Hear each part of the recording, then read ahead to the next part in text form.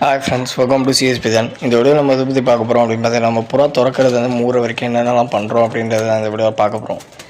நம்ம கேஜுக்கு வந்தோடனே ஃபஸ்ட்டு கேஜை திறந்து விட்றலாம். இதுக்கு நடுவில் நம்ம சேனலில் யாருன்னா புதுசாக பார்க்குறீங்க அப்படின்னா சப்ஸ்கிரைப் பண்ணிட்டு கூட வர பெல் ஐகானை ப்ரெஸ் பண்ணிக்கோங்க. கமெண்ட் பண்ணுங்கள் அடுத்த வீடியோ என்ன போடலாம் அப்படின்ட்டு. இது வந்து நம்ம ஃபீமேல் கேஜ், நம்ம தனியாக பிரித்து வச்சதில் இது வந்து ஃபீமேல்.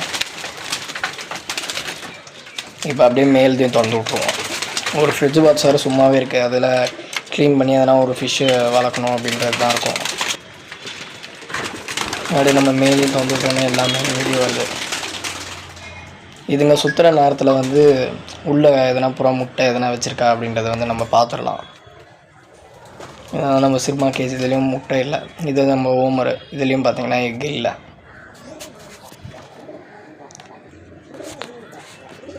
நம்ம திறந்து விட்டோடனே கொஞ்ச நேரம் புறாங்களை அப்படியே சுற்ற விட்ருவோம். கொஞ்சம் பறக்கிற புறாங்க பறந்துட்டுருக்கட்டும், மேயறதுங்க கீழே மேயட்டும் அப்படின்ட்டு. ரெக்கை இல்லாத புறாலாம் எல்லாமே கூட மேலே போய் நிற்குது.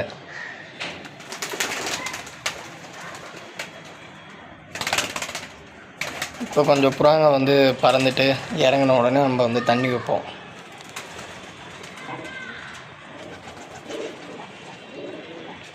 இப்போ தண்ணியை நம்ம பிடிச்சி வச்சிடலாம்.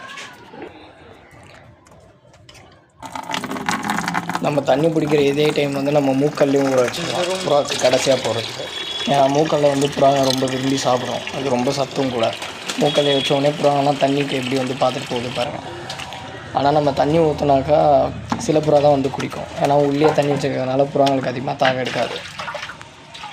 நீங்கள் உங்கள் புறாக்கு என்ன தீனி போடுறீங்க, டெய்லியும் எந்த டைமில் துறப்பீங்க அப்படின்றத வந்து மறக்காமல் கமெண்ட் பண்ணுறேன். பாதி புறா தண்ணி குடிச்சிட்ருக்கு, மீதி புறாலாம் தீனி கோசம் அலைஞ்சிட்ருக்கு. பார்த்திங்கனாலே தெரியும், முன்னாடி கூண்டு கடையில் சாதாரண சாப்பாடெல்லாம் மேய்ஞ்சிக்கிட்டு இருக்குங்க. இப்போ ஃபுட்டு போட்டுருவோம்.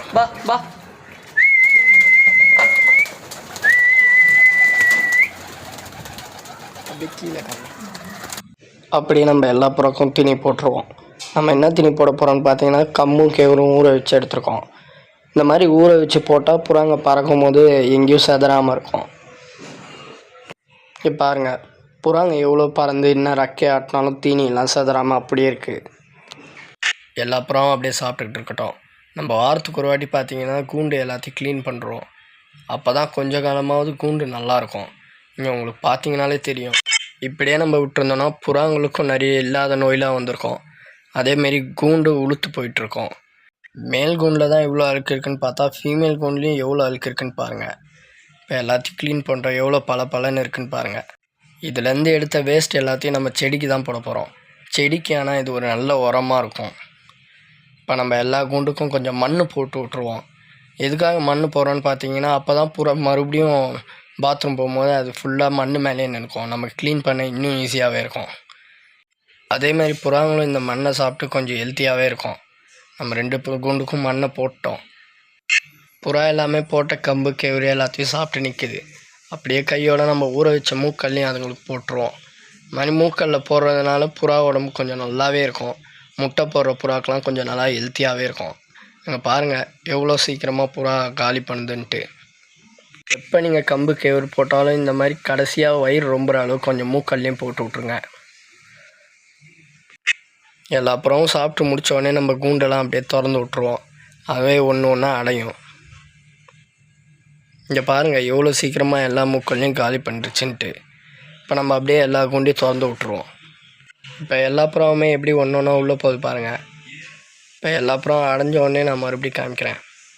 பாதி புறா பார்த்திங்கன்னா அடைஞ்சிச்சு. இந்த பிளாக் அண்ட் ஒயிட் எந்த கள்ளிப்பெட்டி உள்ளேயும் போக மாட்டுது, அதுக்கோசம் கள்ளிப்பெட்டிக்கு மேலேயே வச்சுட்டேன். இந்த பேர் பார்ப்போம் இதில் முட்டை வைக்குதான்ட்டு, இல்லைனா இதுக்குன்னு ஒரு பாக்ஸ் செஞ்சு நம்ம வச்சுருவோம். இப்போ பார்த்திங்கன்னா எல்லா புறாவுமே அடைஞ்சிருச்சு. நம்ம அப்படியே கையோடு எல்லா புறாவும் கரெக்டாக அடைஞ்சிருக்கான்னு பார்த்துருவோம். ஓமர் எல்லாம் அதோட ரேக்கில் கரெக்டாக அடைஞ்சிருக்கு. இந்த 2 ரேக்கில் எந்த புறாவுமே போக மாட்டுது, ஏன்னு தெரியல. அதேமாரி கரெக்டாக பிளாக் அண்ட் ஒயிட்டும் மேலே இருக்குது. நம்ம ஃபீமேல் கூண்டு அப்படியே பார்த்துக்கலாம். மேல் கூண்டில் இருக்கிறத விட ஃபீமேல் கூண்டில் இருக்க புறா கொஞ்சம் கம்மி தான். இதை நம்ம அவ்வளோ மொத்தமாக செக் பண்ண வேண்டிய அவசியம் இல்லை. ஒரே ஒரு பேர் மட்டும்தான் இருக்குது இதில். என்ன பேர்னு பார்த்தீங்கன்னா அந்த கர்ண பேர் தான்.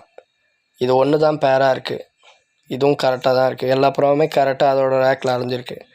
நம்ம இப்போ எப்பயும் போல் கூண்டை பூட்டிடுவோம். இதெல்லாம் நம்ம டெய்லி ரொட்டீன். இந்த வீடியோ பார்த்துருப்பீங்க. பிடிச்சிருந்தால் லைக் பண்ணுங்கள், கமெண்ட் பண்ணுங்கள், சப்ஸ்கிரைப் பண்ணுங்கள். இப்போ நம்ம எல்லா புறாவும் கூண்டையும் பூட்டியாச்சு. இப்போ இங்கே இருக்கிற புறா வேஸ்ட்டை எல்லாத்தையும் நம்ம முன்னாடியே சொன்ன மாதிரி இங்கே இருக்க செடிங்களுக்கு தான் போட போகிறோம். பாருங்கள் எத்தனை செடி இருக்குன்ட்டு. அதுக்கு முன்னாடி நம்ம புறாங்களுக்கு 2த்துக்கும் கூண்டு உள்ளே தண்ணி வச்சிடும். ஏன்னா இப்போ அடுத்த நாள் சாயங்காலம் தான் நம்ம புறாவை திறக்க போகிறோம். நடுவில் அதுங்களுக்கு தண்ணி தாக எடுத்ததுன்னா குடிச்சிக்கும். தேங்க்ஸ் ஃபார் வாட்சிங் ஃப்ரெண்ட்ஸ்.